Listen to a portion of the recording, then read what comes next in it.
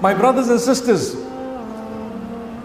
the Quran, the duty that we have towards it is not just to recite it, not just to recite it, but it is to try and understand it, to implement it, to convey the message. A person was asking me, telling me, you know what, I cannot concentrate much in salah. Can you give me a remedy? Concentration in salah, you see, Shaitan is an expert in his field. You know, he has a PhD in his field. Shaitan has a very high degree in his field. You know what he does? He knows that now you are trying to plug with Allah subhanahu wa ta'ala. So as you're standing in salah and you say Allahu Akbar, he comes to you and he says, hey, your phone is going to ring just now. So now you're worried about your phone ringing. Then he says, you know, it's getting a bit late. So now you're worried about the time. Then he says, immediately after this you have a meeting. So now you're worried about the meeting. Then he says, you're going to need to go and eat just now. The food is getting cold. He says, now you're worried about the food and it getting cold. Then he says, you know, there is a sale somewhere down at the other shop. You need to go and buy the stuff before it is sold out. So now you're worried about the sale and the products.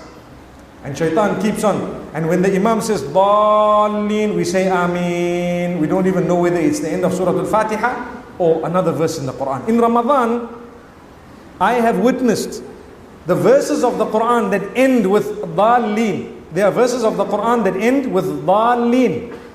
So sometimes people are sleeping in salah, literally sleeping, and the Imam is not reading Surah Al-Fatiha, but in another place in the Quran, and he says Dallin, and guys are saying Ameen. But hang on, this is not even Surah Al-Fatiha.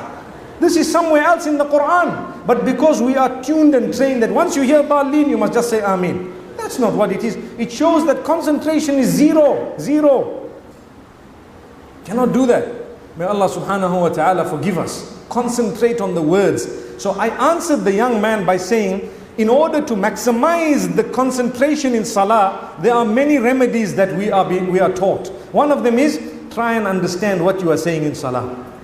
When you start Allahu Akbar, what is the dua you make? What does it mean?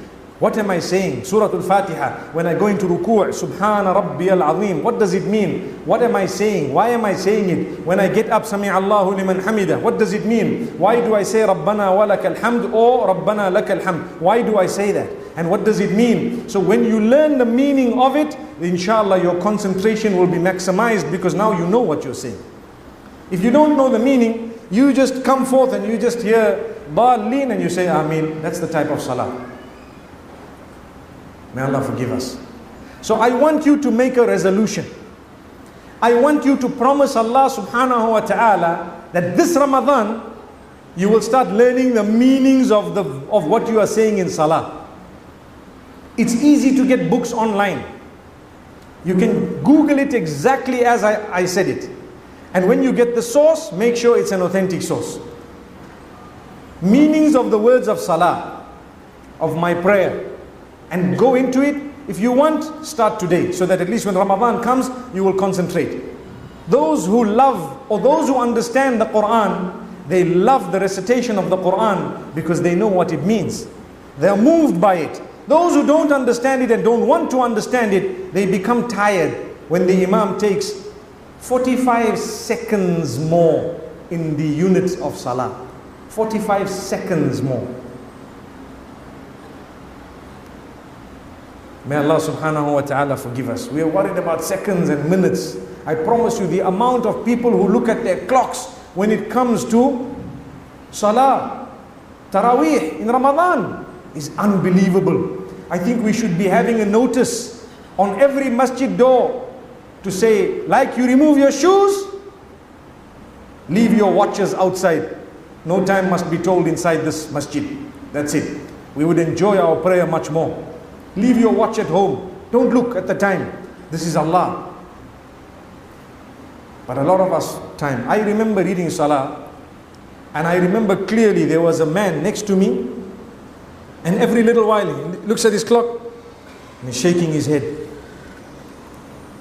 And I'm thinking, what's going on? You in salah, the Imam is reading, you're looking at your clock and shaking your head. Instead of Abdullah, you've become Abdul Clock. May Allah subhanahu wa ta'ala forgive us. There are many Abdul clocks that appear in Ramadan. We're worshipping the clock every little while. Look at it, look at it. Yes, if there is something really wrong, like for example, the Imam starts reading a long surah and he just doesn't end. Maybe you might want to raise the issue to say, mashallah, you read very well, alhamdulillah. Or you want to raise it with someone to say, I think it was a little bit long because there are some old people, there are some children, there are some this and that, whatever, but in a nice way. But if for every small thing, you see there is a hadith that says the Imam must be considerate of the elderly. That does not mean he must read alif, ba, ta, tha and go down. No.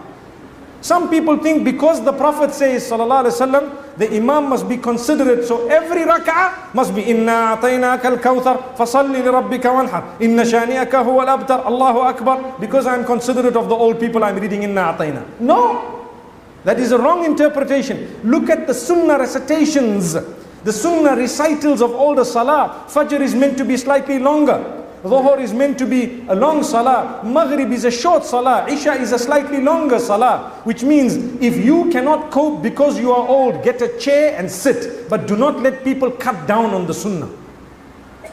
I hope we've understood the meaning here. People misinterpret it. Some scholars also misinterpret it. They say, brother, you're reading too long. Brother, I'm reading the sunnah. This is the sunnah recitation. I'm supposed to be reading these surahs or this length in salah. And in Taraweeh, for example, well, let's talk about Salah and Farad first. So, if you want me to, if I'm going beyond the Sunnah, you can encourage me to cut to the Sunnah. But if you want me to read Inna A'tayna every single Salah, then trust me, that is not what is meant by the Hadith, which says, take into consideration the elderly and the women and the children and so on, and the sickly. May Allah forgive us. So, let's become a little bit more active when it comes to acts of worship. When there is a football game, we get excited. We will watch the match up to late at night. And we don't mind. World Cup season comes, the whole month we are watching. We've got our teams. We are following people we don't know. And we are following people, if they saw us, they wouldn't even want to know us. And we're following them like they're our gods. Astaghfirullah. And when there is a season of Ramadan, which is more important than the World Cup season, we're not interested. I'm not saying you're not allowed to know what's happening with sports and to participate perhaps within beautiful limits and so on. You can. You should to a certain extent, but don't get carried away. Never get carried away. You understand your limits. Understand that you have priorities. Prioritize and Allah will open your doors.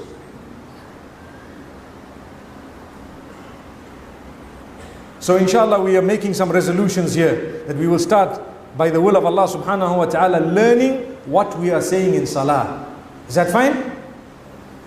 Have we agreed? Alhamdulillah. Alhamdulillah. I hope and pray that you will hold yourself accountable for your own yes. Maybe that's why some of us just kept quiet, isn't it?